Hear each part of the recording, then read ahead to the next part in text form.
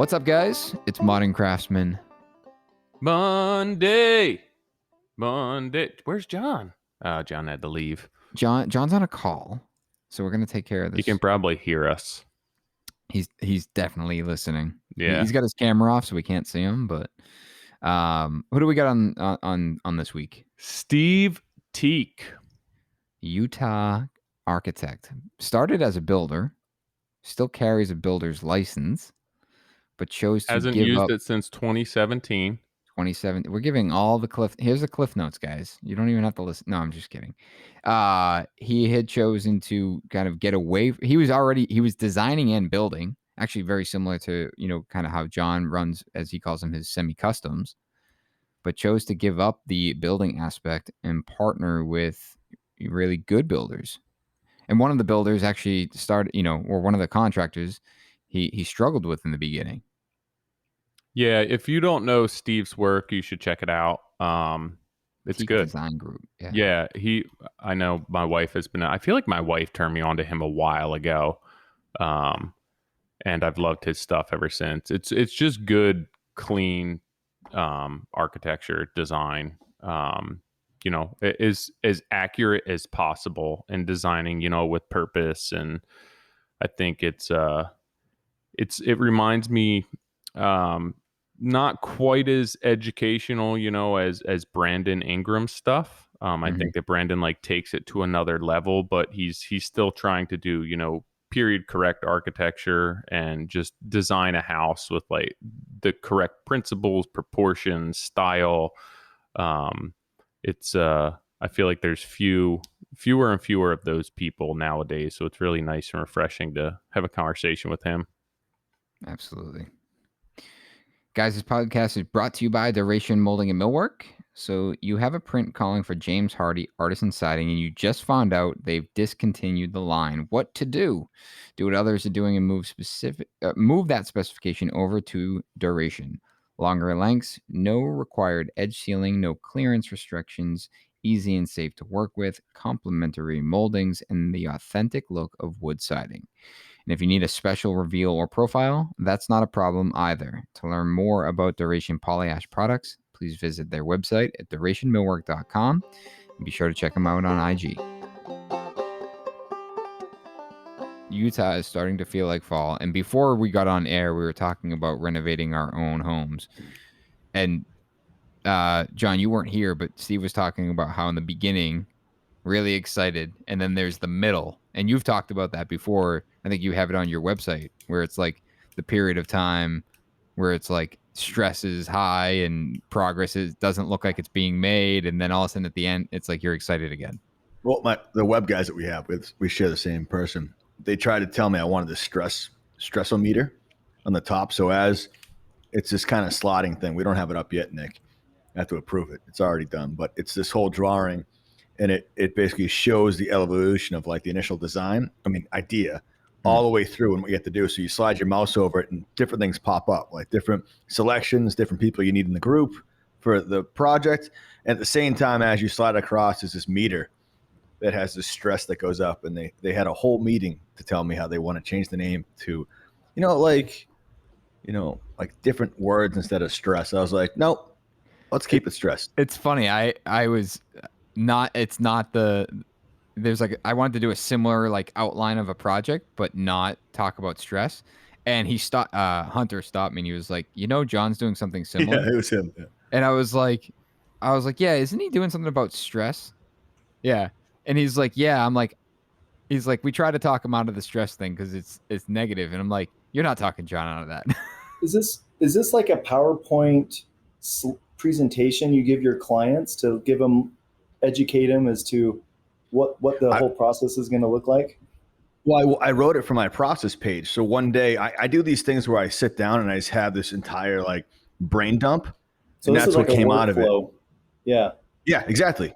Yep. And then but it all doesn't come at you right away. So you have to put your mouse over it in the beginning as you have idea. And it has duration, it has pre-con, it has different levels of it. And we had the stressometer. So it'll be blue when it's not so stressful, and then red when it gets stressful. Where's the red? Where's red in your workflow? Well, it's actually 2 spots. Okay. Because I feel like there's one point where you're stressed out in the beginning where there's stuff going on and you're making selections, and then you wait 3 months to get those selections delivered. Then you install them, and there's this whole cloud of doubt that falls on the clients, even with designers, where they're like, Yeah. is this what I wanted? Like they panic, and then they don't know. So like the most enjoyable time when you're starting to install these things, like we lay them all out just to reinforce that this was the selection you want to make. And that's like that last bump to get you through and you really get to enjoy it. But if you don't do that as a builder, then I feel like that stress can just follow you all the way through the closeout, and it can be awful. Yeah. I mean, right now with a lot of the projects that I'm helping, project manage, you start and it just seems kind of, excavation, footing and foundation. There's not a whole lot going on. There's not a whole lot of stress. As soon as towards the end of framing, things start to pick up, and then your hardwood is trying to go in, but you're waiting for trim and doors to go. There's this point where it seems like it's like at the crux, and you're waiting on materials. You're waiting on, especially right now, and you have to make sure everything's in the right spot. Is this light fixture too high, too low? Is it not centered? And things are kind of high. To me, that's like the highest stress point, because it's not fully installed yet. You don't know if it's going to look good, and it's starting to, but there's just so many things happening all at once. Well, don't you think it's the same point when you said about framing, and you're about to embark on rough plumbing fixtures and lighting locations and all that? That's a big point. Because you're trying to ask people to think about the future in the finished space, and designers and architects and builders will see the space finished, but a client's walking in, they're going, it's a bunch of studs. How do I know where this fixture's supposed to go? And it looks really small. This room looks teeny when it's studs, right? Like it just doesn't feel very big. So they start questioning if this is the right space that, if they designed this properly.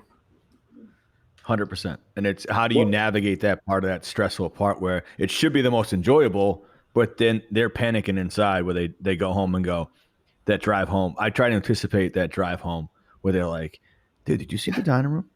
There was 4 of us in there. There's no way we're going to fit a table and 6 people in chairs. Like, where's the food? And that's when you start, you come back to the job and they've taped out the dining room table sitting on the floor, and what's going through their minds, right? Is this even? It's already sharpied. We have a house now that's already sharpied in. If you got it all out, yeah, you have to. Well, so on your projects, what sort of interior visibility do you have at framing? Do you have elevations, 3D interiors? At what point are you visible to what's supposed to be happening? Or are you just flying blind? Question. Well, it's a lot. It depends on the budget. I'm not going to lie to you. If I were to categorize the builds at different levels, is it budget for design work or budget for just? I look at the overall budget. Like if we have projects that sometimes we're the designer on it, and it's a semi-custom home, then they don't have to, but they have a lot of trust in us that the vision that we have, whether it's past projects, this kitchen, and I think from a design aspect for me, and the whole I kind of get out of my lane and say I'm a master builder, so I'm not in someone else's lane. But I think if we walk a project and they go, hey, I really like this concept, I will then search through social media in my photos, like 45,000, to find something that gives that idea credibility. So instead of doing a render, they might see it on your website. I'm looking at the curb, dormers or whatever it is. Just send them to mine. Yeah, send it to you. But yeah, it's finding that credibility. That way they can feel comfortable with the spot. Or, renderings have come a long way where they're not a super huge expense where you can go through a bunch of different edits. And that's helped us for a couple spots on kind of our medium project size, and so it has been super helpful, but we don't do every. So you're doing exactly what I was doing as a builder. And that is you were hired because you can make a product look a certain way. Would you say that? Or are you hired because you have a hammer and you know how to use it? I would like to say it's the first. I can create something. Whether it's like our architect Matt Sargent, he gives me like 7 pages of drawings, but we'll still create what we create. Yeah, it's a given. So you're the builder, architect, and you're the designer. On some of them, yeah. I mean, architectural designer and interior designer. So I'm not saying you're doing that on all of them, but essentially you're the package deal, right? Trying to be, yeah. So and are you charging for all of that? Absolutely not. Come on. That's the tough part, right? Because that was where I made the big conscious decision to just be the designer, because I was trying to be both. And it started out with a lot of sketches on drywall, because the trim guys are showing up tomorrow. They need to know what this mantle is going to look like. So I did the research and found good context. And then I would draw like full scale on the drywall. So there is like no way they could screw that up.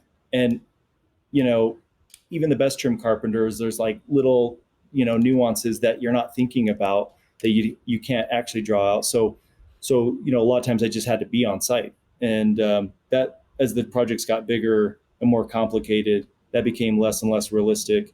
And I was using SketchUp to 3D model the spaces so my clients could see it, and so I could get the projects. That was how I got projects. Is I would show them, you could do this, and they would say, that's amazing. Let's get started. Like, they didn't need references. They didn't need to know, if I could, produce a quality product. They were just sold on what I was like, the vision I was giving them. So I did that for 8 years before I realized people are not hiring me because I'm a contractor. They're hiring me because they want me to produce a look. And so that's what got you out of building. You're still in. Yeah, I mean, I have a contractor's license, but nothing's gone through it since 2017.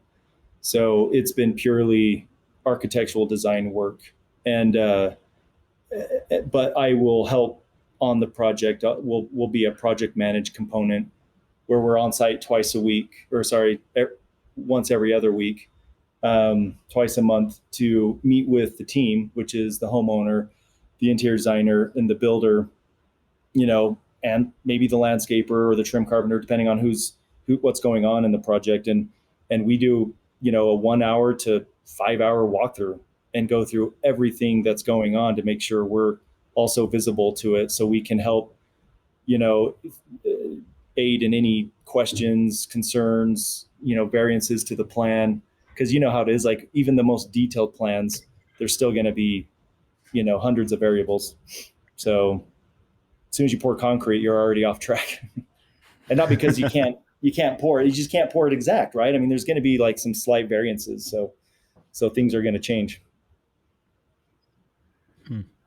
What do you, thinking back to when you were building, beyond, realizing that people were hiring you for the vision, what other reasons did you decide to just give that up? Or was it just natural? Like, did you make a conscious effort to say, let's not pull any more permits, let's work with other builders? Or was it simply just a natural progression from, continuing to do design over and over? Yeah. So I felt like, at the time, our projects were getting so big that I felt like I wasn't able to give my client the best build experience and design experience.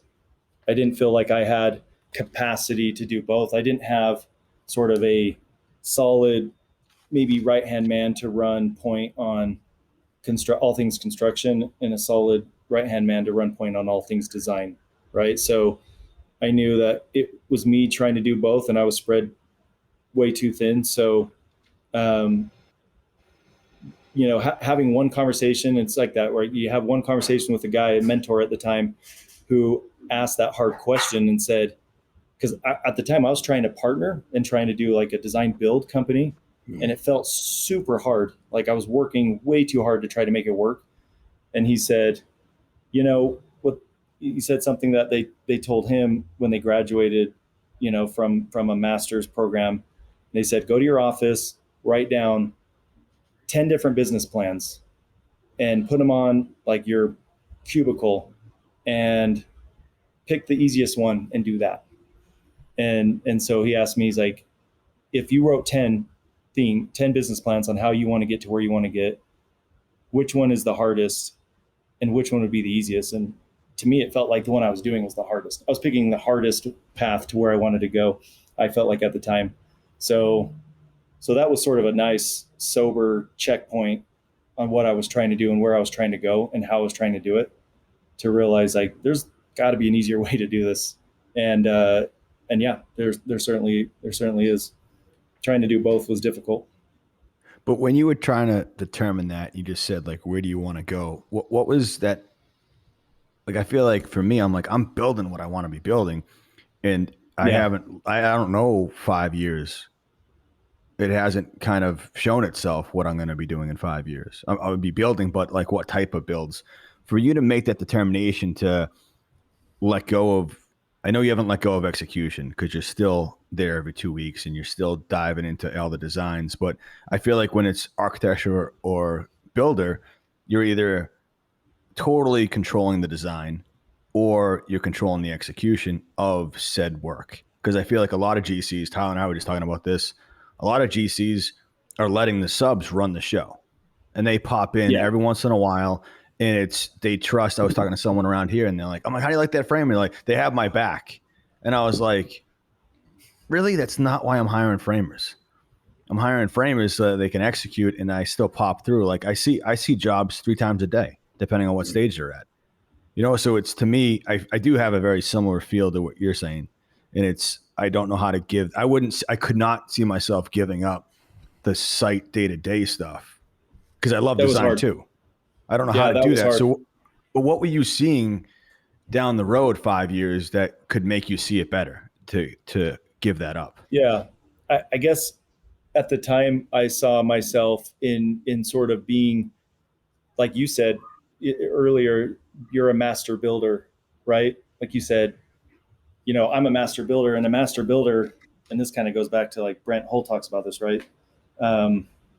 Is a guy that sort of understands all aspects of a project, from design down to, you know, the design plans, you know, the sticks and stones down to the drapes. And that's just not a thing that exists, I feel, anymore, because the professionalism of architecture and that sort of drifted away from it being a design-centric profession and more of a building safety, you know, and codes and engineering feats of strength and all these things that architects sort of celebrated. And classic design was not one of them for 60 years. And so interior designers had to pick up the slack to fulfill that. So now we're all isolated, and it feels like everyone's working in corners. And that's how I saw it as a builder. As a builder, I felt like, holy cow, like everything is so disconnected. There needs to be like a document that can capture the intent of everything that's supposed to be happening here, so someone can like take the reins and drive it all the way to the finish. And it doesn't necessarily have to be a builder or, you know, a designer. It just needs to be someone that's has kind of full vision and control over the project. So I felt like that was my calling, and that's what I needed to work towards, is to be able to get my arms wrapped around the entire thing and help oversee it. So with every decision, not that I try to be part of every decision, because that does drive interior designers crazy, by the way, but that I can at least be privy to enough of it. So this vision, this thing that the clients wanted based on this like one picture, this feeling, I can somehow create that for them in a meaningful way. So it's difficult. I mean, there's not, I don't know that there's a perfect way to do it, but I feel your pain as you're, you know, a builder that's also providing design. I mean, you have 2 different hats on.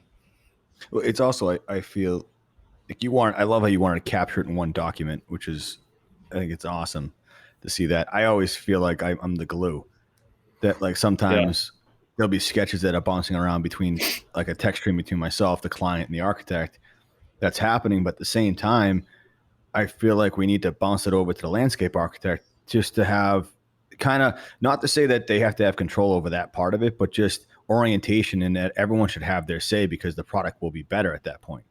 And, For sure. And it's tough to see everyone wants to have their lane, and it's almost like a relay, and everyone wants to have their part of the relay and run it and take it and own it.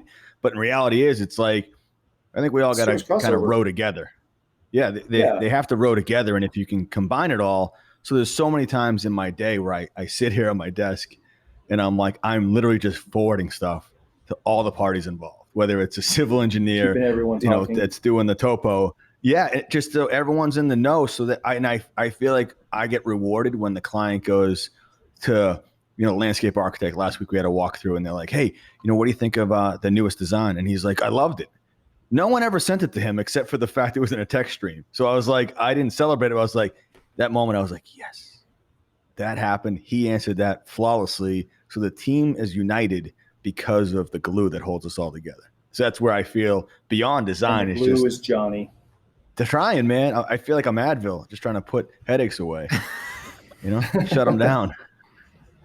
At what point do you think that steered away from being the contractor or the builder's responsibility? Because, years ago with the builder handling so much of that was just the case. Is it when we specialized and started kind of delineating between each and every person's responsibility? I think, there's too many subcontractors and builders that just want to show up and just want to be told what to do and put their head down, get it done and get it out and get out of there, right?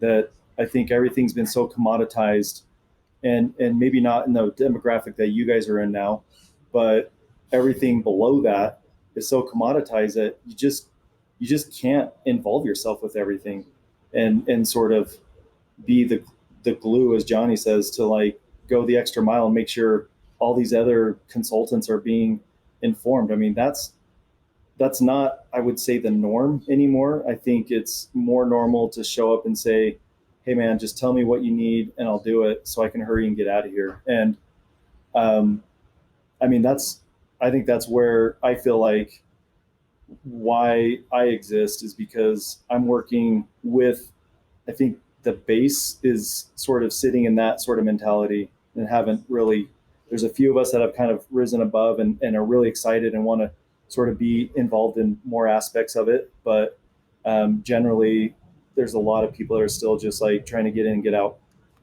quick and dirty. I don't know. What's your experience? I think it's the same.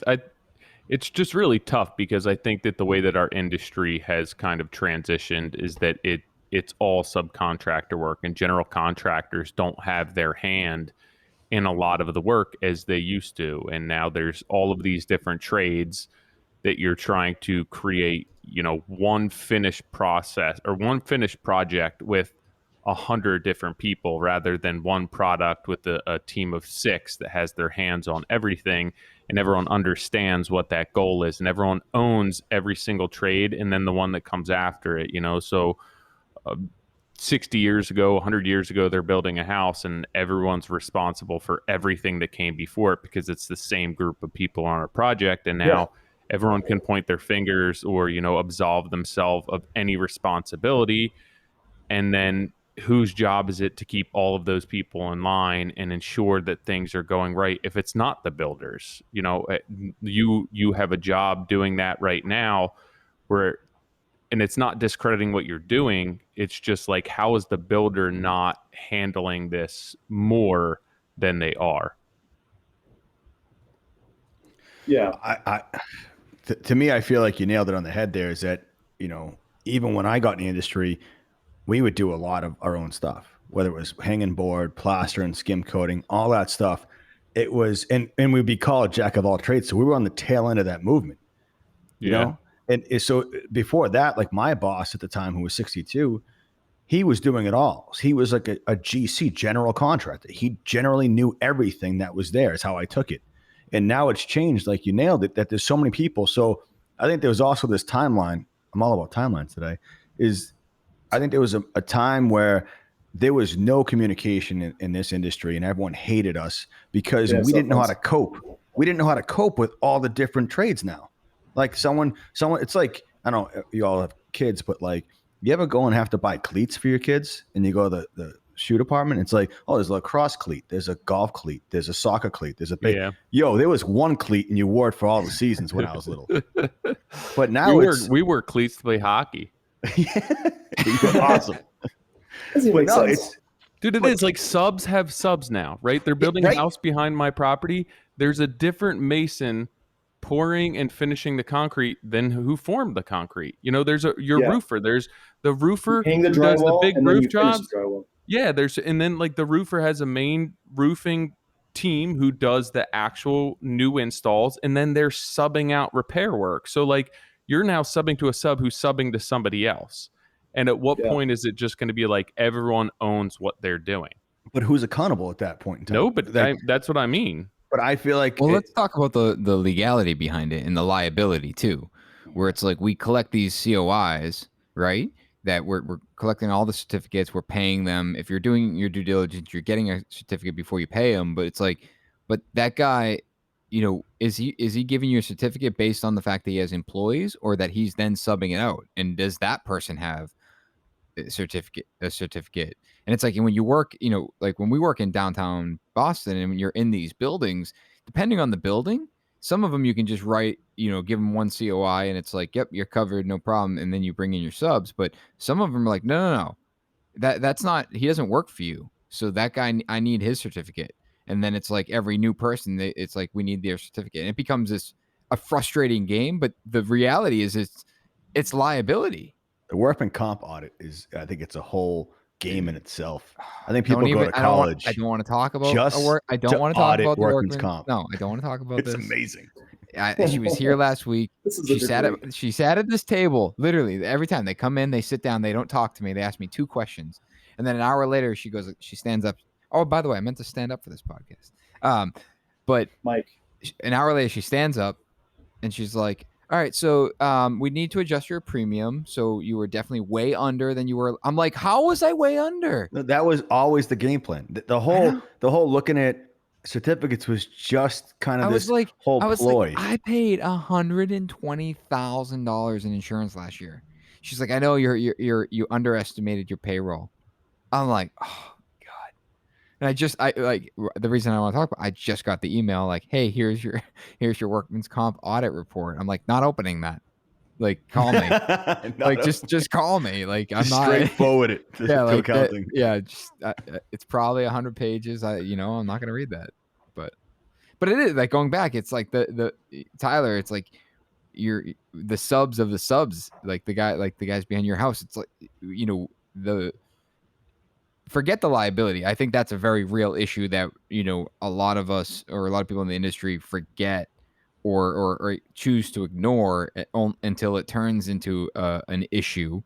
But just from a control or project management perspective, I think that's why it's such a stressful environment, because it's like, it doesn't like floor guys. It's like you hire one floor guy and then it's, they're sending out a guy to install and then a guy to finish. And it's like, sometimes it's their own guys and sometimes it's not. That's a great example, because I ran into it years ago, where a designer specified a certain distributor of flooring.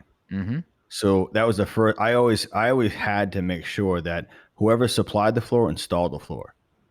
That way there was no disconnect based on, hey, well, it goes in and it starts going in sideways or whatever it is, or it starts splitting. Who's accountable at that point?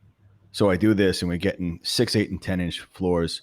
It's center cut, so I think it was live edge, live cut, whatever. It was middle of the wood, so there's like lots of knots, and we did a full glue and installed it. And then a year later, it started splitting, guys. Not even like where the seams were, where like the knots were. It would split the movement, and we did it exactly. We crisscrossed it, so it dried out, did all the gauges, everything that the supplier told us to do, so we'd be good to go.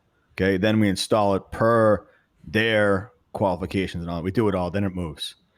And then I go back to my installer. He goes, nope, it's the wood. I'm like, okay, awesome. This is a great game. This is cool. And I go, all right. So I go back to the manufacturer who cut it, the mill and all that. Yeah. And then I go, hey, what's the deal? He goes, oh, it's New England. It's what it's going to do. And I was like, whoa, yo, I know that the designer brought you in, but I'm the guy holding the accountability stick. That would have been a great term to have told us before we ordered it. Right. Like 6, 8, and 10, no matter what happens. He's like, yeah, no matter what happens with those widths, varying widths, it's going to gap. That's New England. It's a great look. And I was like, yo, have you seen this house? Like, he totally tried to spin it off. And I was like, this is the last time the installer doesn't supply the floors. So it does narrow our group of pool of subs, but it also changes. Like, Will, he supplies his own stuff. So now he's accountable for all of it. Meaning let's say you get stuff delivered, hypothetically, you're kind of running around GC and you don't check the moisture content of it. And then the guy shows up and per his schedule, he's not going to move. He's not going to test it and go, well, can't install it today. I'm going to go to my next job. They're going to just install it because it's there. And then you're stuck. I'm stuck with that install where it hasn't hit moisture. So when it dries out, it is going to gap or it is going to do something else. It's going to buckle. And it is tough. It really is. I don't know how young people get into this trade, this industry, not knowing enough, because they're going to take a beating one way or another, whether it's execution and that turns into your credibility, or, having holdbacks and stuff like that on a project when you're trying to close it out. It's tough to navigate. It's a nightmare. The heck was that? That's when the boat just launched?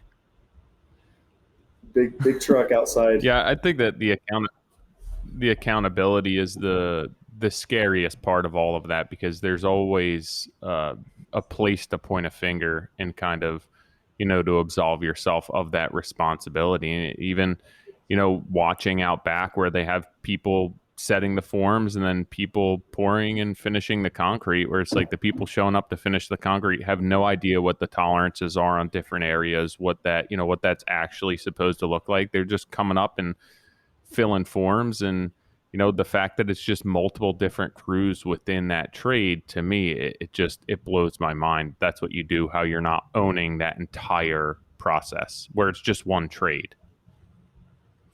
And who's owning on top of that? I think, Johnny, you brought up a good point. Like, the vendor had a totally different perspective about the hardwood than you did, and maybe the homeowners, right? Like, for him, the splitting wasn't that it's broken. That's the natural charm of having hardwood.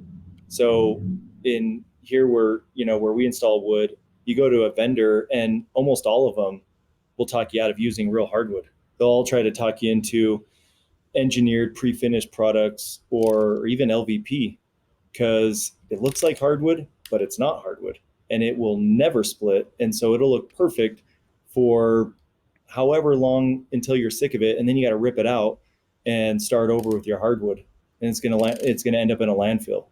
So, that's part of that is sort of a mentality thing, right? Like, what's the overall goal? Do you want a plastic looking house, or do you want like the real deal? And then what comes with that? And so maybe that's what the vendor was speaking towards. Well, I also think it's kind of a scapegoat thing. Or it's a scapegoat. I nothing against the guy. I won't use him ever again. I mean, that was a moment for me that it changed everything how I operated. I covered my bases. I took photos of every time I did moisture gauges, everything. So that way, when it came down to it, someone goes, oh, well, it wasn't the right moisture. I happen to have the photos time stamped on my phone. It was like, boom, no, I got this. So I was able to make it through that. But to be honest with you, I will never use, after hearing, oh yeah, that's just how you're going to get it. So I've never used real oak or wood beyond 4-inch widths going forward, because I just know it's going to move, and I know it in the level. It's almost like doing a renovation, and we've all done it. Like, oh, we'll keep that ceiling, we'll keep this wall, this looks great. Then you do the house over and you're like, that ceiling looks like shit, and so does that wall, because everything else looks so good. It's the same difference as that. It doesn't work. I could put in the 10-inch, character grade, and you're cool with the character. But as soon as it goes in with all the other finishes and the light fixtures and the countertops and the cabinetry that's repeated inset, that the reveal is perfect, the floors will look so much worse than they do in your grandparents' house that have 2 1/4. So it's just knowing that the expectations is anything over 4-inch, anything under 4-inch can be regular oak, white oak, whatever you want. Mm-hmm. Then anything over that has to be engineered. Otherwise, I'm not going to say like, oh, you got to sign a waiver. It's more of like, this is, Yeah, you do. You're not going to be happy. Yeah. I just hate bringing it to that point. It's information, and it's, do you want to own that look? Does it look separated like an old floor, or does it look broken? Right. So it's kind of mentality. Same thing with like doing marble, marble countertops. Like a lot of people are either avidly against it because as soon as it etches, it's broken and their kitchen's ruined, or that's part of the charm of having marble is it's going to create this patina with wear and tear. But the wear and tear on marble is charming. The wear and tear on Formica looks broken. What's a broken edge of Formica look like? I mean, it looks like something that you need to replace. So I guess that's a mentality thing too. But it's also education. Like, that, hey, if I want to do Carrera and you really want this, then we should probably fall in love with honed, because you're going to see less of the wear and tear off the. Yeah. But if you want the high shiny stuff, then we got a problem. And how we go. Yeah, and you're not going to be happy. So it all. I feel like every time I talk to another GC, they're like, I'm going. This is the new term, is semi-custom, which means I'm going to give people 3 choices, not like me, where it's like the world's yours. Go to town, and I'm price checking this. I'm checking this, and then I'm getting another opinion because I want to understand the market value and how it's changed, because all these numbers are changing. PVC's up, all these different things are changing. So it's like, if I'm going to do my job correctly, it's how do I was on a phone call with somebody else. I'm like, you have to be an advocate for the design when the architect's not there. You have to be an advocate for the budget when the client's not there. You need to be an advocate for the execution when the owner of said company that's doing the trim work isn't there. We are that advocate for the design when it can't speak. And it's the hardest thing to do. And honestly, it takes a lot out of you. And there's some days where you just want to be like, I just want to ship it in once or twice, but then I'll never live with myself, because the Tyler in me is like, you're not giving 100% to the client for the design. And I freak out, and then I have to circle back. And someone asked me the other day, it's like, how do you find a team member that's going to do the same thing and have the accountability? And I was like, you're not. You just come to terms with, you're not going to find somebody that has the same. Doesn't exist. And if you do, then about a unicorn. Yeah. And so you have to almost know you're going to get let down, know that there's going to be places where you have to be when they do let you down. And that's how you have to navigate the process. But it's really tough to, like you said before, was, does it have character, or is it this? Is it perfect? I try, like Nick's talked about it a lot, like this word perfection, and you bring that into play, and if you say like, I'm going to have a straight wall, people can go, okay, I can wrap my head around that. You say it's going to be a perfect wall. Now you've put this massive spotlight on something that the term is whatever they want to categorize it as. Right. So when you say you want something that's going to have character, again, same exact terminology, you've left yourself wide open. And so I've tried to do it where it's more of a personality. How do I give a space personality? And dude, I get that. I look at your website and I'm just like, I could sit here for hours and just scroll through it. Even when it's just still like grace on the roof, I'm like, look at the roof lines. Then they're going to put lead at that break on the shed roof, and it's going to look awesome because it's going to have this character that adds layers to it. And so I guess it's how do you build something? How are you designing something that has that much personality coming from the builder architect end? Like it's, yeah. Is it always around budget, or is it? Well, it's, as a builder, to know how that goes.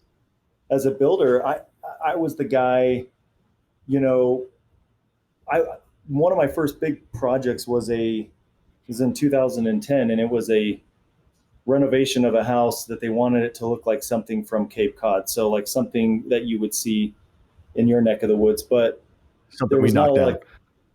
Something gets knocked down, right?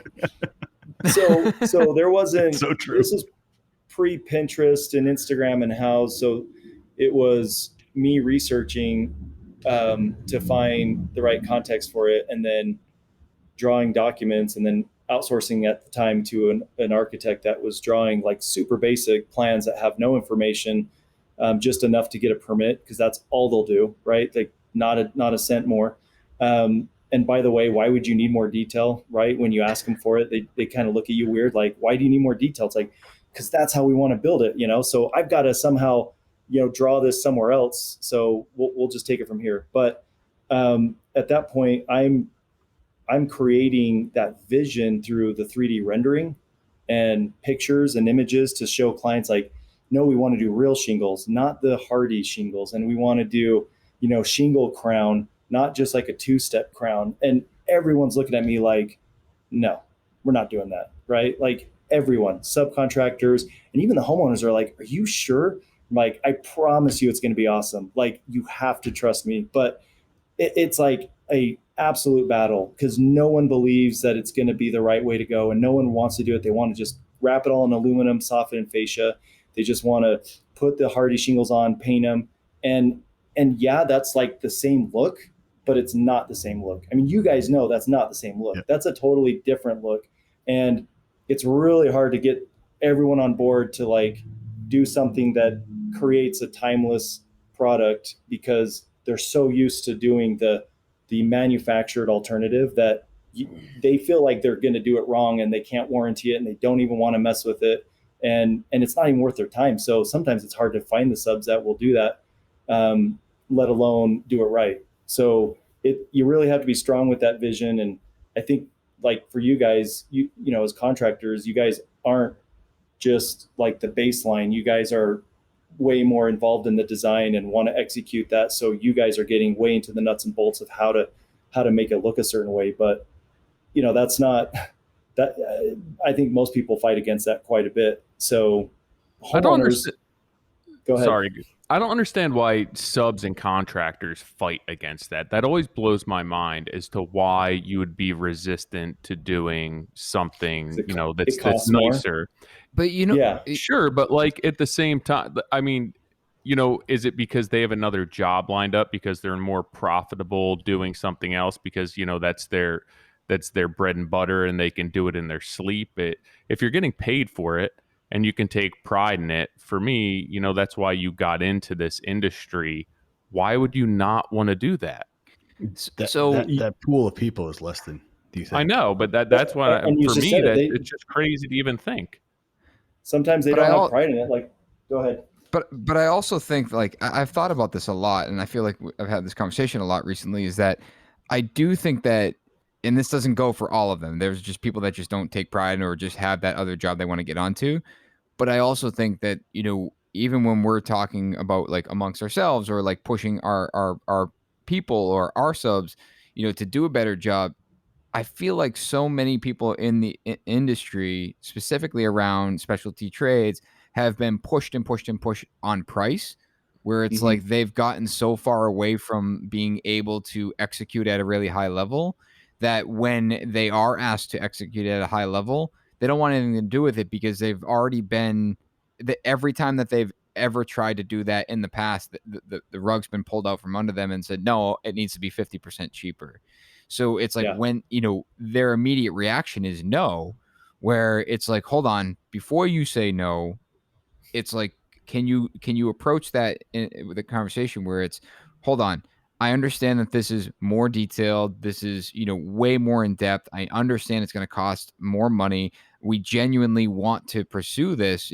This isn't about, you know, finding out how we can plaster this place for the cheapest amount of money. It's about how do we achieve the very best quality, and what is that going to cost? What's that going to entail? Is it going to require, it's obviously going to require more time and more money, but I want to know if you're you have my support.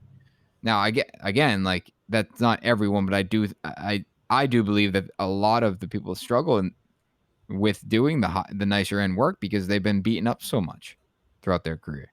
I just think they realize opportunity costs is that when the crews and whoever else kind of have a debrief or have a beer or whatever it is, a cigarette at the end, and they go, why did we just spend 2.5 weeks on this when we could have just done 4 products that made us 17 grand a piece? Yeah. And it goes back to Tyler's thing, is pride. And right. I'm not saying they didn't start with it. Yeah. I don't know if they got beaten down by pricing, but I also, it's tough for me to have that approach, Nick, when you are an advocate for someone's checkbook and you want to be cognizant of it. Like I've walked through projects where we're doing one right now, and it's like the framers and we're raising the floor up 6 inches, and I get it. And I'm like, hey, I don't want you to be squeezed here. But it can't be an open checkbook. Like they go hand in hand. And I go, I don't know how your crew works. I go, if you want to take this section out, I break it down. So this section comes out, you raise it up 6 inches, do this one. So there's 6 sections. If you have a 3-man crew, I go price it out that way. And we say it's going to be 3 days. So across the whole thing, you're talking about 12 days. And as we start it and you think it's going to take longer or less, let's communicate the whole way through. So that way you don't start cutting corners on the 5th section because you've lost money in the last 4. And I think that's by being a trade person, that's where it comes in, is being able to talk that way and going, hey, I get it. I don't want you to be stuck with the number you promised me right now, because I know things are going to change. It's an old house. Right. But I also think we have to do, it's fun to have Steve here, is to be like, I don't think enough architects do their job of finding the right fit for the project, whether it's builder, contractor, whatever it is. They keep a short list. It's 5 people, and it is what it is. And not enough of them, what I've seen it, have, like, Nick, there was one project that you got the drawings, I got the drawings, Cutting Edge got the drawings. We were like, yo, what are you doing? Like, not all 3 of us should be bidding this project, and you didn't talk to any of us. So you don't have a relationship. And I think, to Tyler's point, is there's too many contractors out there, and there's too many builders looking for contractors when they should be looking for artisans. Is those passionate people that are trying to be the one-off, and they're not going to be super expensive. I've prided myself on finding these people, in whether I get, my metal from Cottingham instead of a guy in Boston that's a fortune, for no reason. There's no reason.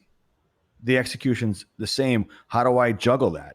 And it's more work for me, but I think, to Tyler's point and yours, is that they get beat down. I think it just gets old because people don't recognize the work that goes in on the back end to create what happens that's obvious to them. And then we're just like, all right, you don't see it? Why am I doing this? Right. You know what? Imagine it's like that joke when Benny used to get yelled at by my own boss. He's like, you want me to do that? I'll work 7 to 3. You pay me 7 to 3, I'm shutting my phone off. I think that's how a lot of builders and contractors have been. They're like, you know what? Now you get me 7 to 3. Agreed. That's what you're paying me for. Yeah, I mean, and just to clarify, I agree with the non-open checkbook comment. That. No, I know you. I know, but just it is something that it is important. Where it's I try. My approach typically is like, hold on, I want to talk about best quality first. Now, at the end of the day, yes, it's going to come back to price. Every project has a budget. We have to work within those parameters, and we're going to be upfront about it. But it's like always trying to understand how it also, you become an advocate for your trades and your artisans, as you say. It's like you don't want to be asking them to do projects over and over that they just genuinely don't enjoy doing. Especially if they have the opportunity, like you said, the opportunity costs available to them to be working on better projects. And I think better for them is just more profitable. I mean, yes and no. I mean, like, at the end, as a business, yes, but sometimes the less profitable projects are, can be better. Maybe they're less stressed. There's always some sort of. I'm thinking of like form guys right now that we gave them a job that was complicated and they did it, and then the next one came down the line. They did 2 easy ones for me. Then they did a complicated one, and it was different levels and all these different things. And then the next one came down. It was the underground car garage. He's like, dude, I ain't touching that. I'm like 17-foot high walls. Like, I'm giving them all the juice, like trying to get them all jazzed up. I'm like, dude, it's going to be awesome. Like, it's the Patrick Aaron's doing this part, blah, blah. And he's like, didn't even break a smirk. Not even excited. Good. Yeah. Like, well, dude, it gets covered up. That's what he says. That's the attitude I want. I know, right? But that's what exists. It's our job to kind of peel out, squeeze out the best out of everyone on any given day. It's just some days it gets tough. I think we're talking about the greatest crisis in building history, I think, because we're at an apex where people now care about good design. Like, homeowners, I think, now care, and homeowners are spending more money on their homes than they ever have. And so there's now an opportunity to do houses like they used to pre 1940, right? Like I was in San Francisco earlier this year looking around, and it's like every house is amazing. Every house, right? Like it's not just a couple cool houses and then some dumpy ones next to it. Like it's just like every building in that city is unbelievable. And they don't, I mean, we haven't built like that for, since then, right? Like it's just not something that we do as carpenters, thinking tradesmen, it's artisans. It's because the guy didn't make any money, so he stopped Maybe, doing it for the but next I 100 think back years. then everyone, I mean, most people were maybe in the construction industry. There was a lot more artisans. People were really passionate. There was a better understanding. There's pattern languages and books, and there was sort of like the Mason Union. I mean, there was a lot more celebrated building happening than now. It's sort of like I feel like we're on the cusp of like this new renaissance where we're trying to get back there. But the people that care the least are sometimes those subcontractors that are just trying to make a buck. Like they're the last people to really be like this renaissance man that's like artisan that gets goosebumps when they see like an old Victorian. Like they look at that and they just think, man, what a pain. Like I would never want to work on something like that. But again, how is that not on the builder to be screening those subs? Like if you're bringing that sub onto your job and then letting them carry out their trade and that's the attitude that they have, for me it's like, what the hell is this builder thinking?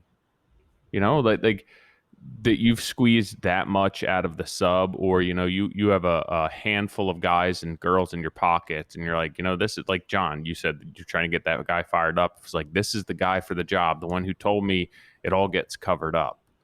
I think that there's been so much that these builders and GCs have pulled back, and they're allowing other people to run their jobs and show up and make decisions, and there's no oversight.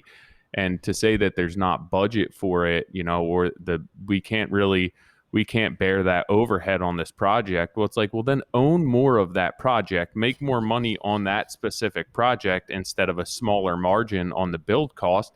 And then you can afford to plant somebody at that job. Like you said, Steve, there has to be somebody on that job who knows what that end vision is, that's there the entire journey from the beginning to the end, to ensure that things are aligning to kind of create what's so special about we're looking to create. And the fact that that's what you're doing now, it's something that I feel builders should be having that responsibility. That's your project. That's your job. That's what we do. We should be owning this. Yeah. But do you guys work with designers and architects that are really involved? I should say architects. Do you work with architects that show up and are inspecting the work on a regular basis? I mean, I am. And it's funny, they do less and less of it as the project goes on, which I feel like is a good thing. I think it depends on the architect. I mean, I know some architects who basically say that they will have their contract broken out in a way that they will get you basically through permitting and even into framing. And then there's this second portion that's going to be there throughout the rest of the build.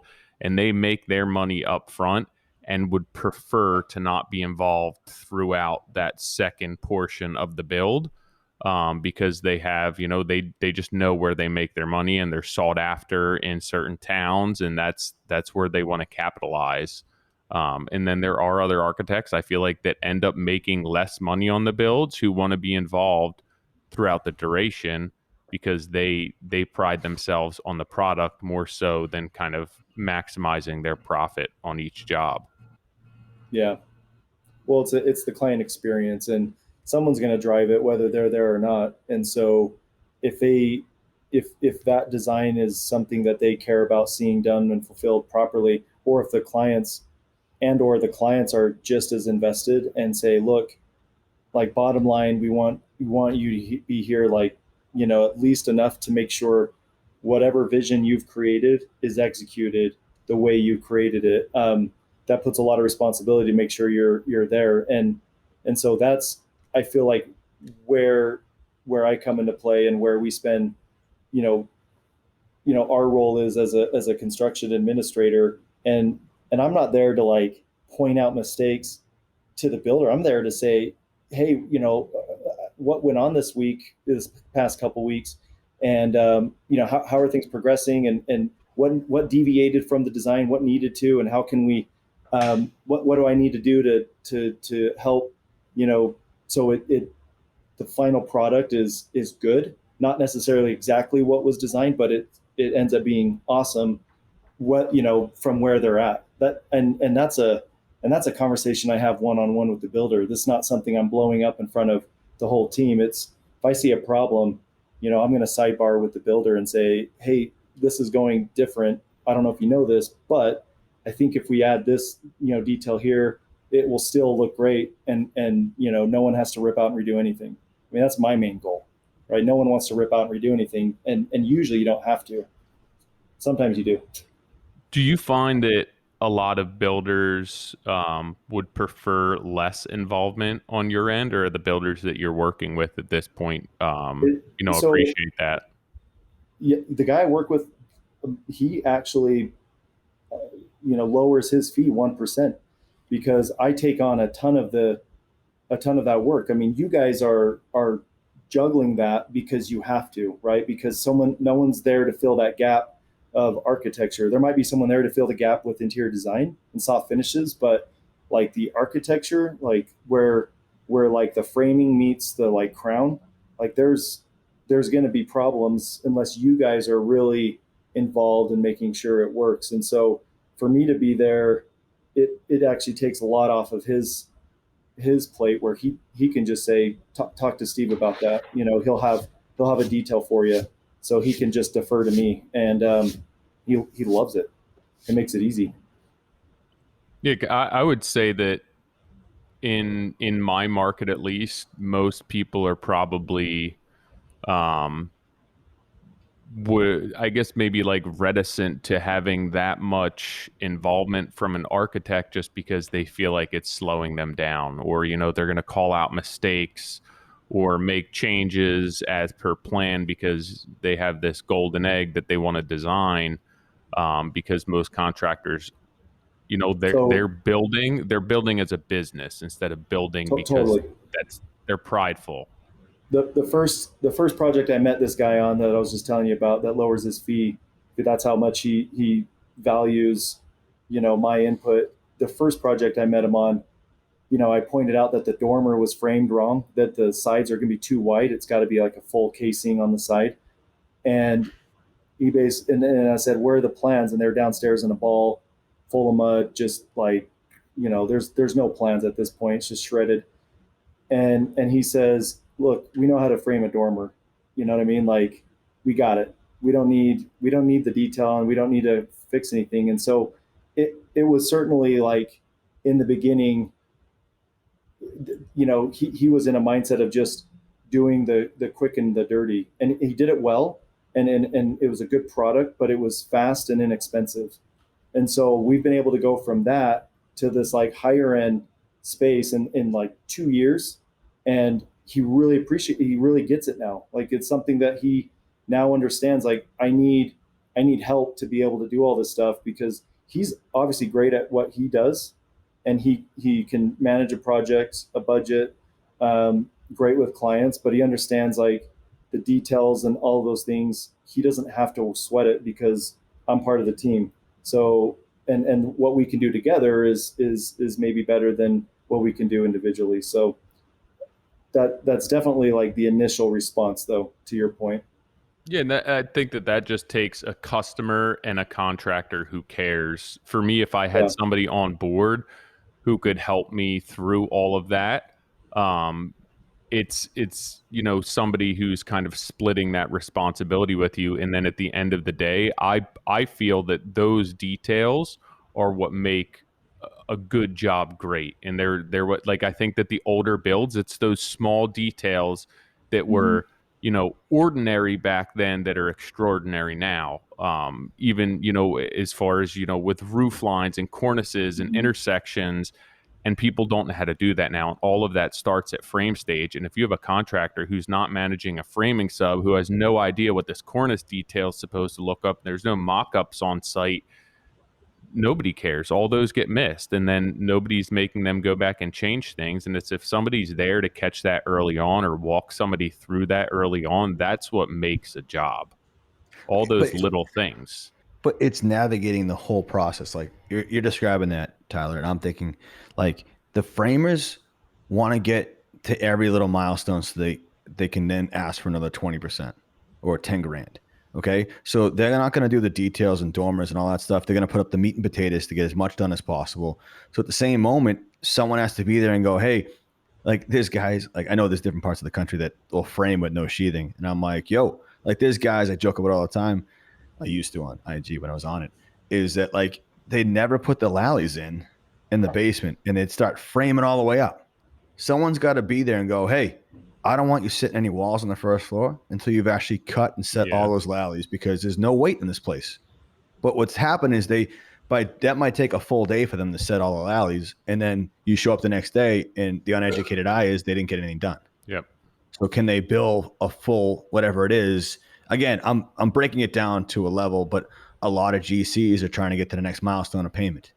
So they don't care about house wrap. They don't care about all these different things because their job is to get a shell and not the crown and how it intersects with the gutter and all the, on the rake and all these different things, because that is the milestone, is getting those details right.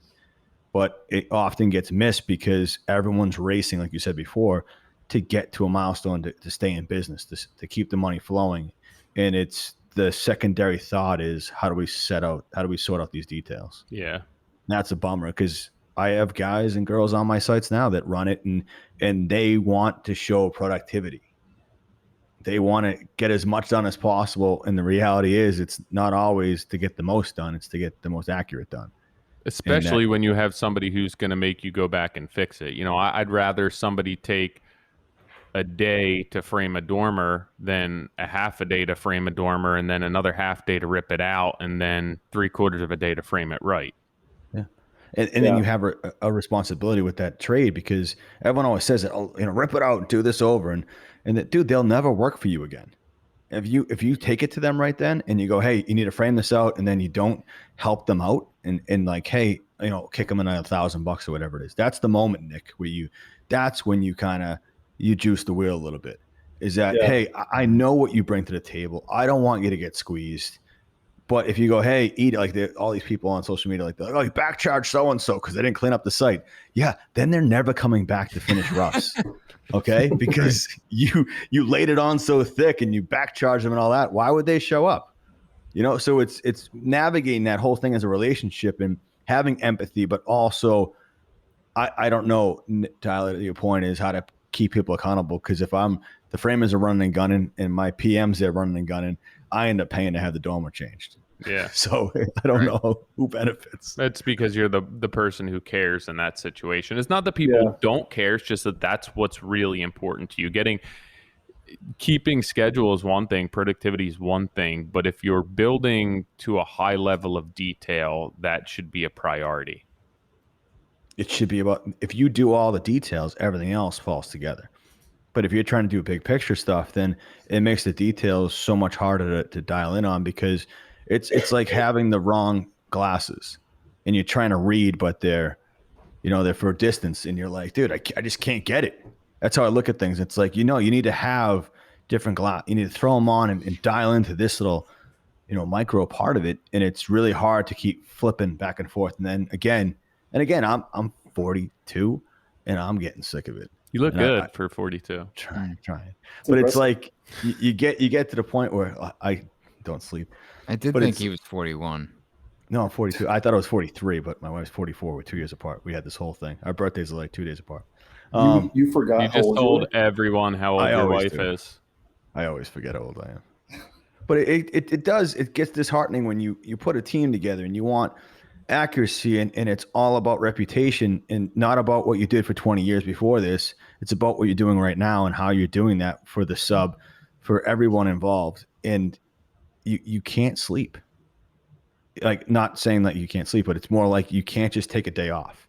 You know, like you have to be on all the time. And so many people take a day off, and they that momentum, that like it's a 4-ton ball that I've been pushing for 24 years in the business.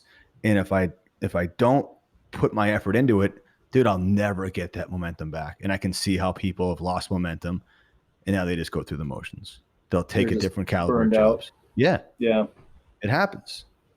Oh, for sure. There's a lot going against us. Steve, do you find that you have, in order to build a house kind of the right way that we're speaking of, that you have to scale back on the houses that you're working on? And I guess I'm kind of leading into this by saying, thinking about what we're just talking about and how much time and effort it takes to detail these things correctly. And it's like, you could build a 5,000 square foot house that's just house and volume for the same price that you could build a 2,500 square foot house the right way. Do you feel that you're kind of looking to build more modestly in size in order to hit those critical details?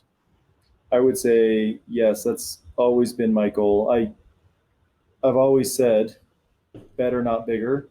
And I've had clients recently, when they see some of the big projects that we're doing, call me out on that and say, I thought you were all about better, not bigger. What's the deal with this 12,000 square foot home? And they're not wrong. Like, there's always going to be a mentality where they want better and bigger, and you can't have both. And we try to rein it in. And the best thing I can do is sort of try to educate them, have them prescribe to, different philosophy versus like just what they're seeing everyone else is doing.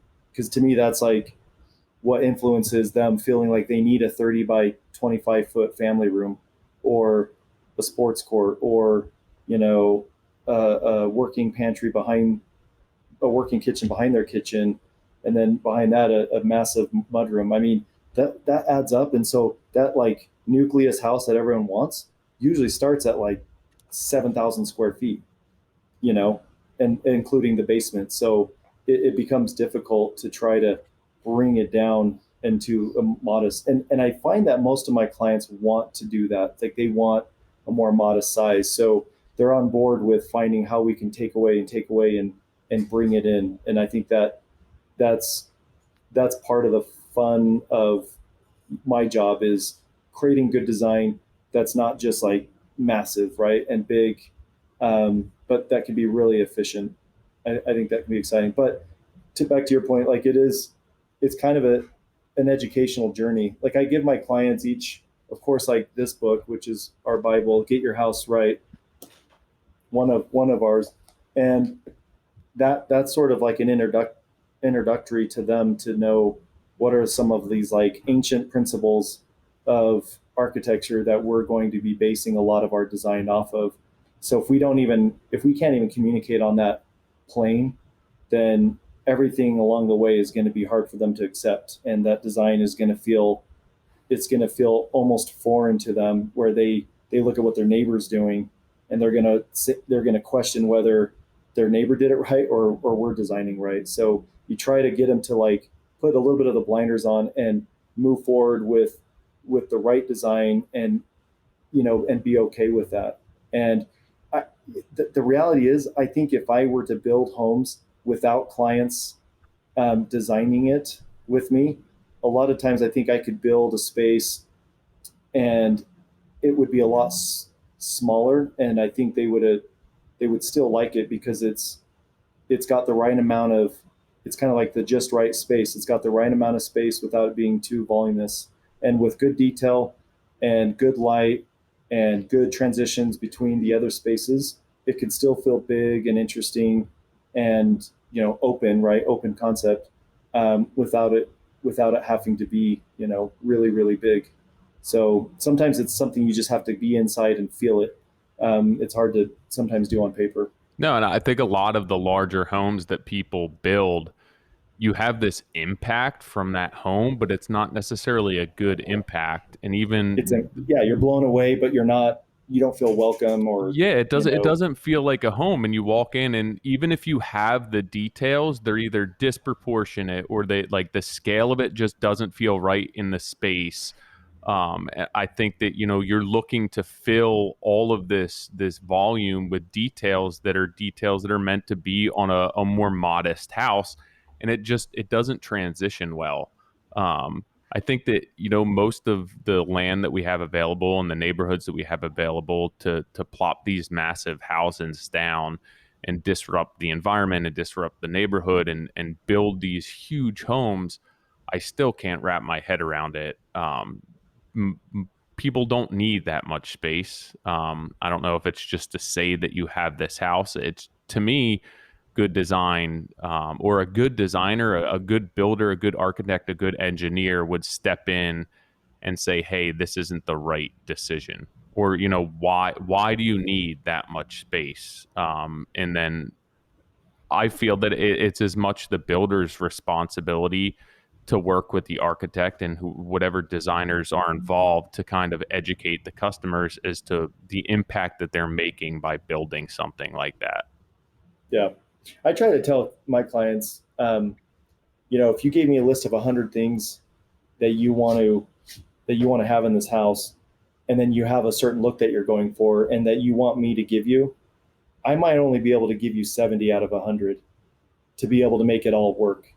And you have to be okay with that, because it's the things that I'm saying no to is allowing you to have ultimately the house that you want. And I was in an experience where I wasn't the designer, but that's where they were at. They were at a house that they didn't like, even though it fulfilled almost 100 things on their checklist.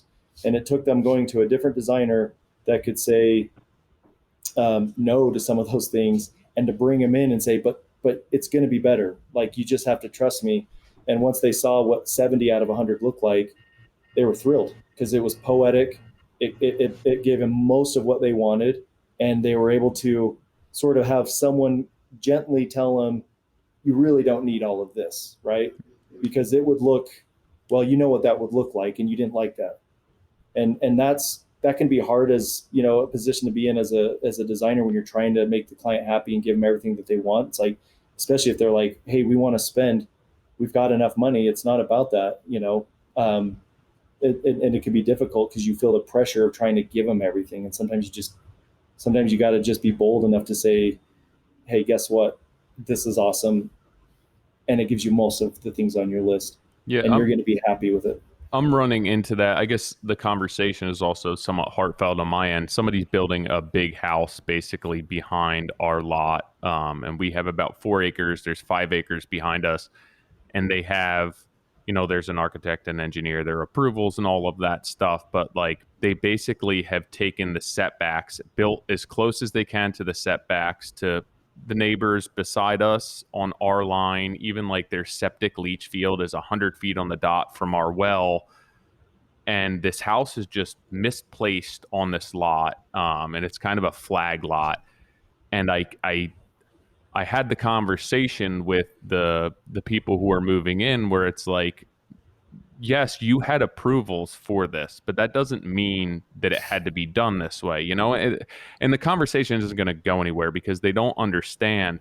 But it's just frustrating that their builder didn't say, this isn't, with the wetlands and where the lot lines are, and just basically this is a farm field and the water goes this way, that this just isn't a good lot for what you're trying to build. We're going to have to bring in 200 truckloads of fill to make this house have a walkout basement, which changes the entire grade of 5 acres behind us. And to me, that's somebody's responsibility to step in and say, hey, we need to look for a different lot. And why an architect or a builder doesn't say that to a customer. Like, at what point are you going to step in? And I know at what point I would, but most builders wouldn't step in. They're just going to say, yeah, if that's what you want, let's do it.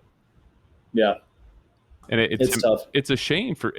And it's, I haven't dealt with it this close to home, and I kind of try and stick by my guns and my morals and say that if I were in the position, I would tell customers, no, this isn't the right choice for this. You basically shoehorned something in that doesn't fit with the landscape, it doesn't fit with the environment. It just doesn't make sense. It's very out of place. And is it a paycheck for a builder? Is it a big job for the architect? Is it nice and easy because it doesn't matter how it looks with the landscape around it? They can basically just say, hey, here are the confines of what you need to build, and then it's just all done on paper. Yeah. No, a lot of my clients that come to me, a lot of times they started with a draftsman that is doing just that. They're just paid to try to create a floor plan based on their checklist of what they want, and they've never been to their property. They actually said, we don't go on site. Like, we have all the information with the site plan. That's all we need. And so they're not really visible, and they're not starting at 10,000 feet. They're just starting right here with the checklist of what they need, and they're giving the clients what they want, but it's not what they should do, right? And I think that's where those problems will happen is when you go about it that way. I think someone needs to start with like the whole property, just like the zoomed out, like what are the overall goals here, and how can we design off of that? Yeah, Quite frankly, it's way easier too when you do it that way. The design presents itself; it writes itself. Like you look at the property and like how would you, and you let them tell the story, or at least start the story of how they imagine coming into their home, and it's exciting. And what it does is it creates a design that I would have never been able to do on my own, because they have different experiences than I do, right? Like they grew up, in a house different than I grew up in a house. So we have way different context of what arrival and that journey to come to the front door should look and feel like. And I want to know how they perceive it. And then I can start designing from there. And it's hopefully, create something that's great for the property and great for the clients. That's not something you can find on plans.com. And it's interesting you say that, because everyone's building custom houses now, and they're custom builders. And I often question, how is this so custom if it's built on paper with no regard to what's around it, right? So you took a piece of paper and you had confines that you could build to, and you designed a custom house, but it's this custom house in the middle of nowhere. You designed it on a piece of paper. How is this custom? How is this any different from anything else when you haven't taken into the impact of what's going on around you? And even to say, look at the land and what you have and what you're building around. I have drone shots of like this entire area that I live. And if you were to take, that image from above of what this area looks like, and then place this new house on that image and overlay that, it just wouldn't make any sense whatsoever. And for me, it's something as simple as that, where it's like build to what's around you. And if this is custom, let's make it truly custom and not just custom on paper because you got, your list of 100 things in this house. Yeah. That doesn't mean custom to me. For sure. No, I think that's good. Design a house that plays nicely with its neighbors. It's well-mannered, humble, welcoming, right? It's like all those things. And I mean, we've all seen the kind of houses like you described, where you're driving down the street and it just feels like a fish out of water. And sometimes that's what they're wanting. They want this to be, dramatic. But I think that there's a time and place for that, and I think especially I think about like modern architecture. Like one of the intents is to have a dramatic difference, but For even sure. And oftentimes people, like the fish out of water comment, I think that oftentimes the modern, even when you start talking about more contemporary and modern style, people tend to allude to the fact that it's it's out of place. But even when it comes to something as different as some modern architecture, I do think that there's still the respect of what's around, and you play with that, and it does have this sense of belonging. And I think that I think that the opportunity is like Tyler, exactly what you're saying. It's like there's no regard for anything else that's going on, and I guess my point is I'm trying to relate it to the fact that oftentimes I tend to lean more modern personally, and people tend to shy away from it because of the stark difference. But you can still make that connection, in Yeah. all architecture. I mean, even And if you think like a modern mountain house, right? Like that's you see these beautiful modern mountain houses that are designed with a certain focal point, and the light comes in a certain way, and the glass, and like while there may be nothing around it, and like in the middle of a forest, that doesn't make sense. But then when it's well designed and well placed, you're like, wow, that's beautiful. Right.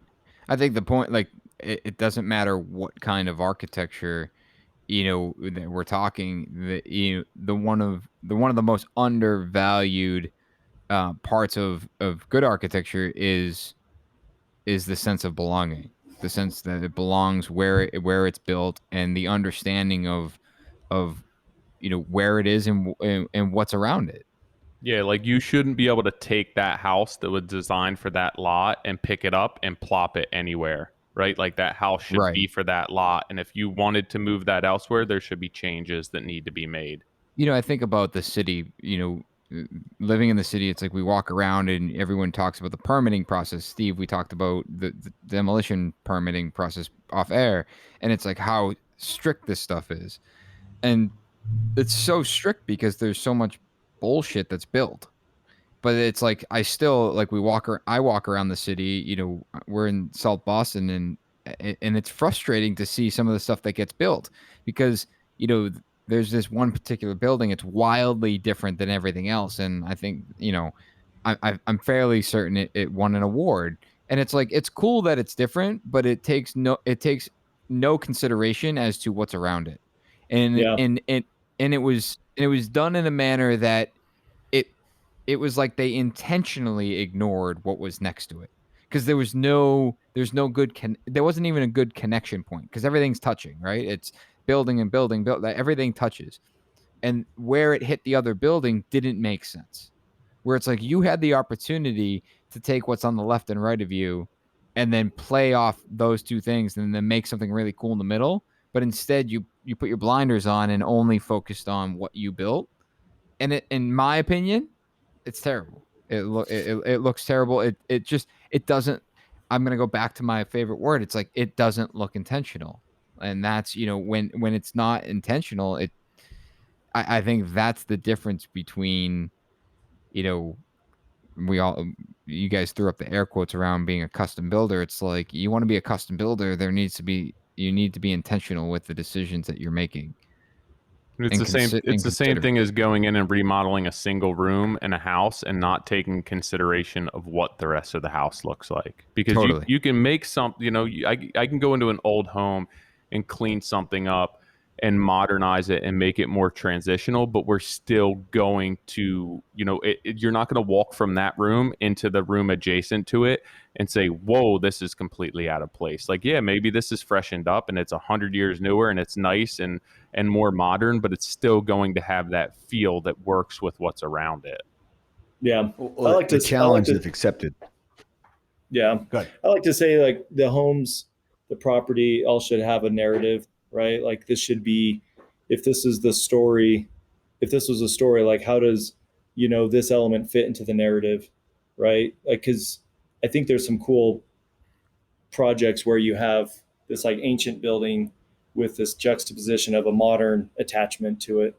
And if you can write that into the narrative, and as this was done sort of as a like later on add-on, I think there's intention happening versus it feeling hodgepodge. But that ancient part of the building needs to feel really historic for that to work, in my opinion. I think if it's sort of a watered down transitional and then the modern juxtaposition, it's not going to have the same effect. It's going to start to feel a little bit more hodgepodge.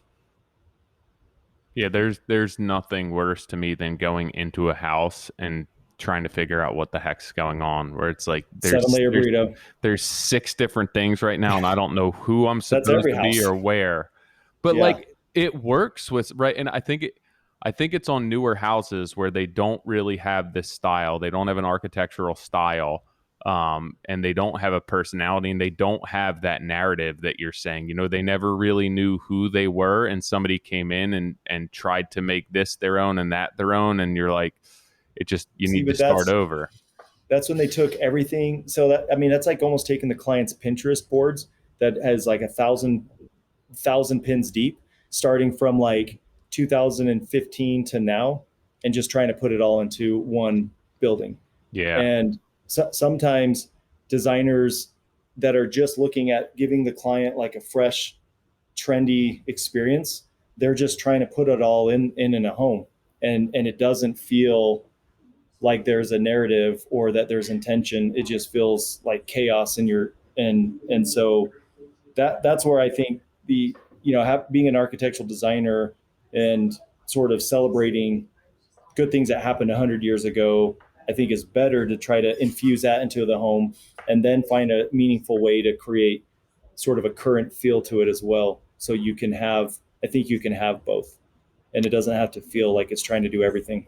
Yeah, I just had a job actually that it was somewhat rushed, being that they were having a wedding at their house, and the lady, very eclectic taste. She owns a high-end clothing showroom, and she was going to design everything herself. Basically, I was a referral. She just needs the work executed, and like we kind of were doing a lot on the fly. She had some inspiration she wanted to base it around, and then we were making a lot of design decisions as we go. And when I say we, it was not me at all. I'd suggest things, and then she would just kind of want her own style. And I got done the project, and I'm like, well, I really like, that soapstone sink with the gray cabinet and the integrated soapstone sink, and the antique mirror is cool, and the oak herringbone floors are cool, but like they're not cool together, right? So each individual component of this job is like, damn, I got to do this really cool bar area, I got to do these floating shelves with antique glass, I got to do this really nice custom floor, and then they all come together. And she loves it, but I'm like, I can't even take a photo of the spaced finish because it doesn't even look like I did anything to it. Did you tell her that? No, I mean, I would have loved to. I tried to kind of insinuate that. Most customers hire me because, like you were saying with John earlier, they understand that you can execute and that you're going to bring something to the table. And this lady just had kind of her own taste. And it's usually not a customer I could take. It was a referral. She was having a wedding. She needed this room done before the wedding. It had gotten rescheduled from COVID. I could make money on the job. And like, I was like, it'll work out. There's a lot of really cool details. And it moved so fast that it wasn't until the end until the end where I realized like, all these really cool details just don't mesh together at all. And I stood back and I like took a photo of it, and I'm just like, nobody's ever going to see this. It's a bummer. Maybe stories, put it on the stories, but not a post. Maybe I think it's just like I said, I could take a picture of the floor, like the floor suite, right? I could take a picture of the bar. Yeah, we'll see the cropped out other items. I can't put them all together. I can't put them all together. You know what I hate while we're having this whole conversation is that there's products that I've walked into and we've, there's a narrative already written. Like there was a job for one of our designers, and she had a house, and there was this like porch that had been added on to, and she wanted to keep it because the master was above it, and we were going to kind of jerry rig it and make it work and do all this stuff. And it was a nightmare. And the architect was on board with that. So I entered the conversation where the narrative is written by the homeowner / designer that we're going to keep the structure, redo the windows, blah, blah, blah. And then the architect's like, yeah, we're going to approach this. And I'm like, well, we got to put a steel beam in to hold up the master. And I'm all about all this stuff that's going to go into it. And then I end up not doing the project because we got slammed. And then I go by the house to pick up some stuff, and they've ripped the entire side of the house off. They saved nothing. And I was like, yeah, that would have been the easier thing to do. And I just went along with the narrative because said architect that I appreciate and value and designer I do a lot of work with. And this is what, like, I can see things when it comes to execution that I'm like, hold up, stop, just freeze. Wait. And I can say it and I can advocate for it. But like, there's so many times where I walk into that narrative and I go along with it. And then whatever happens, and it's happened twice now where I've walked away, and then something else comes along, and it's like I just got drawings today. I passed on another project, and I got a proposal from the designer. She's like, "You should check this out." And I look at it, and our budget was like $400,000 to $500,000, and we're going to phase it because they didn't have the money. Any idea what the proposal was for the same project? From who? From someone else.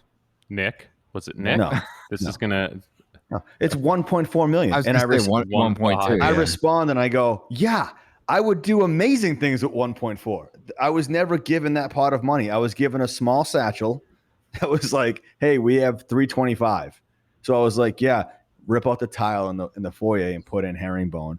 Like, get rid of the baluses that are spaced like 7 inches apart and they're 1.25 inches. Go 1 3/4 and make them tight. You know, I was trying to make changes that way because that's where the budget would be worked the best to give the house as much character. And so what did the clients end up spending? Did they end up spending the 1.2, 1.4? I just got that today. But in my head, I'm like, again, I both, if they, let's assume they go for it. And we already know the designer went with the knockdown because it wasn't budget oriented. I wonder, I'm trying to think of it this way where it's like, maybe I don't go into it. I have to assume they're lying about the budget, and I have to throw that out the window and go at my best approach for how to execute this, and go with that until someone stops me, instead of playing along with it. Yeah, I've been that's a learning experience that I've had where, you know, if I'm giving the clients exactly, you know, they say this is our budget, what can we do, and if I show them that and do all this work to model it and show them a 3D image, they might be like, yeah, that's pretty cool, I guess. But I've been in that scenario. I'm like, I'm going to try something. I don't know what it's going to cost, but I want you to see what could be. And it's just I'm going to not spend a ton of time on it, but I just want to show you what I think you could do. And that was like our Provo River remodel where we opened up the roof. And so you could see now the mountains, you could see the river, and it was a huge game changer. And I really wanted to show them, but they were telling me all along, like, this is where our budget is. And I knew this would blow the budget, but I felt like I at least want them to know what's possible on this house. And maybe 100%. that's me putting my heads in the clouds, but I'm glad I did, because when we did show them that, I mean, they were just like, whoa, we had no idea. Like, we had no idea that this house could, you know, we could have access to these views like that. That's insane. Like, without question, we'll spend the money. Like, I mean, at that point, it was like they saw the vision and their checkbook, you know, opened up more, and they knew that's where they needed to go. And it wasn't that I was trying. It's like my goal wasn't to try to give them, you know, to spend more money. It was really just to try to show them what could be.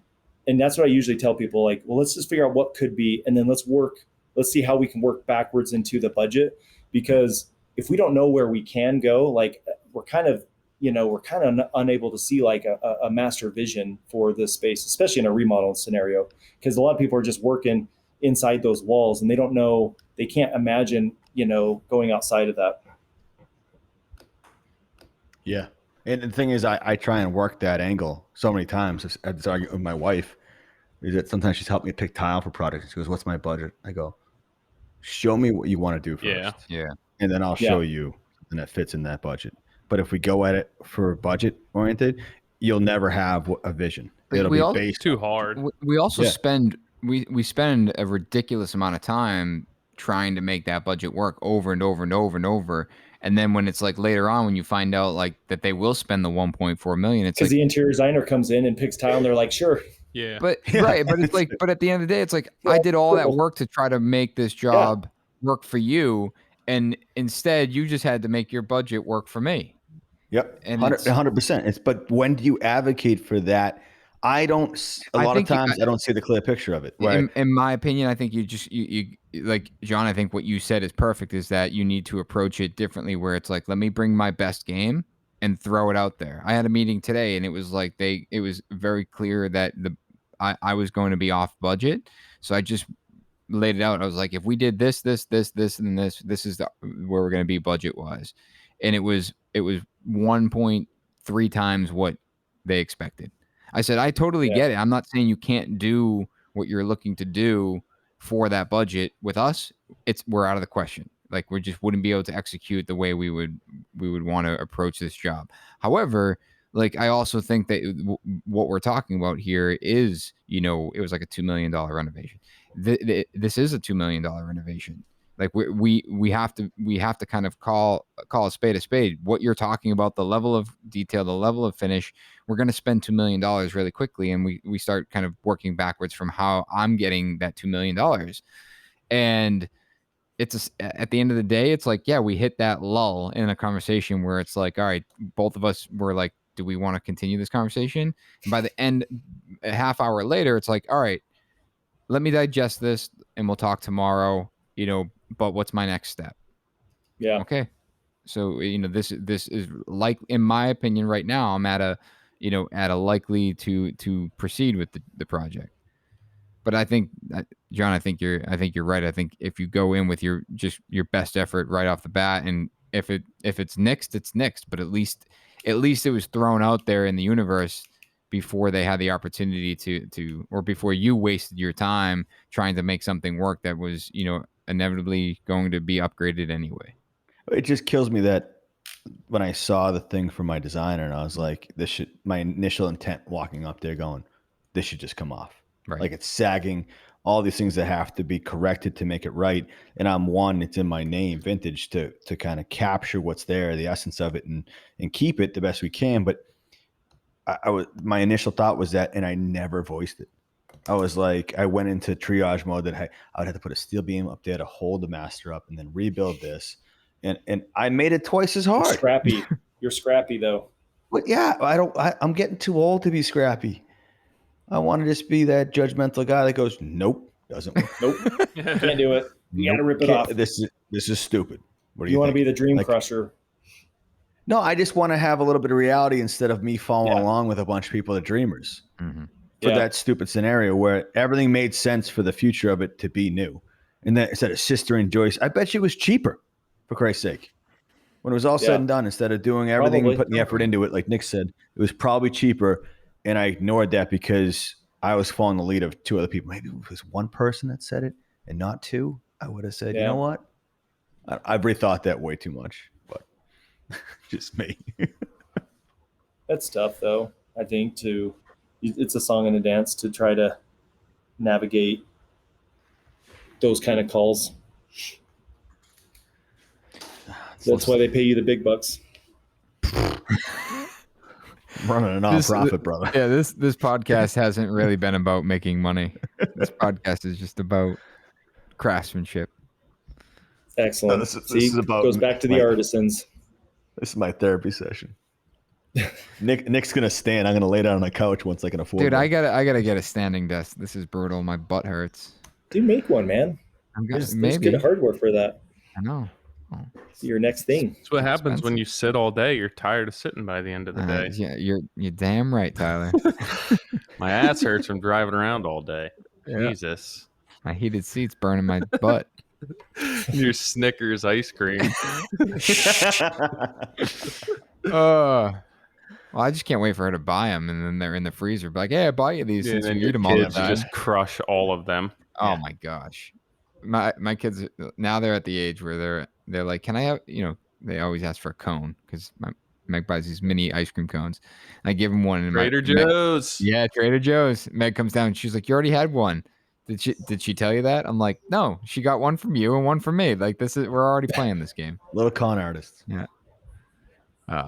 Either way, Steve, appreciate you being on, man. Are you designing on your iPad right now? Nope. We need to have you on again, longer. Yeah, no, it's maybe next time you're doing a site visit, we'll do something live. He's coming out. Yeah, a week and a half. We'll be out there in a week and a half. I was going to try to delay this so we could. I don't know. I guess doing it in person doesn't make sense because none of you guys are in the same room here. So it's all John and I are, but Tyler's in New Jersey. But you'll be out a few times during our project, right? Yeah. So, Every other week, bro. every other week. like That's every other week, Yeah, with Nick. whether it's local You or, have to keep him in or check. across the country. You See, he's have just to- gonna come out. You're boy, doing that wrong. You're doing that wrong. You're doing that wrong. You have to Nope. So, tighten, Nick, let me pull you aside. tighten the reins up on this one. I make the list. I pull you aside. We talk about it. It's a nice conversation. What are we my gonna plane do? ride home, and then He puts his arm over your shoulder and goes, so let's talk about this. Yeah. I got a couple questions for you. He's gonna be talking to Doug. Hey, Doug, can you get the camera on this angle of the house so I can see what the hell they did? Just have Doug go over there and film it. Get my All eyes day. on there. I That'll like be it. good, man. Looking forward to catching up. Good to meet you guys. Been a big fan. I tried to see you in Vegas. Maybe not last year, the year before. Catch you guys when you guys were down there. Missed you. I couldn't find you. The Vegas floor is too big. Oh, It's it's huge. crazy. Are you gonna go to the show this year in Orlando? I don't know. Probably not. Yeah.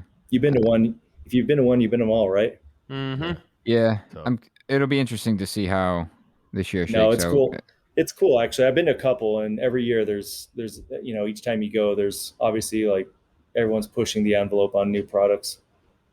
So it's fun to Yeah. see. I found a few things down there that we're using now, like the Borel product. We use that all the time. That's where I discovered it. It's in Vegas. So plug, That's go awesome. to IBS. Well, they're one of our sponsors, Duration, so it works out nice. All right, Steve. We'll catch up in a week and a half, and we'll see you next time. Well, we got one. I'm gonna read one review. Longtime fan. I've been following Tyler, Nick, and John for years on social and listened to the podcast from the very beginning.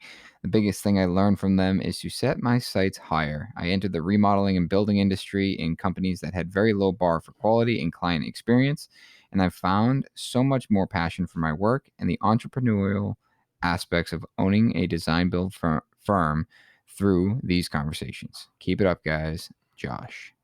Well, Josh, we appreciate you chiming in. If you guys do want to leave us a review, drop it on iTunes. Where should they hit that if they get some constructive criticism, Tyler? The Survey Monkey. It's such a funny name. Yeah, but John's going to be putting up what your favorite candy bar.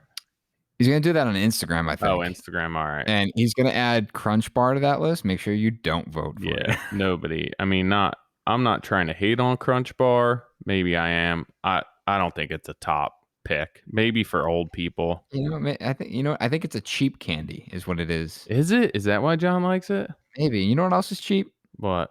Talk. And the Really? Yeah. The folks at Duration will tell you that their best customer is someone who bought the product 18 months ago or 2 years ago, installed it, circled back to see how the product and their craftsmanship performed through the seasons.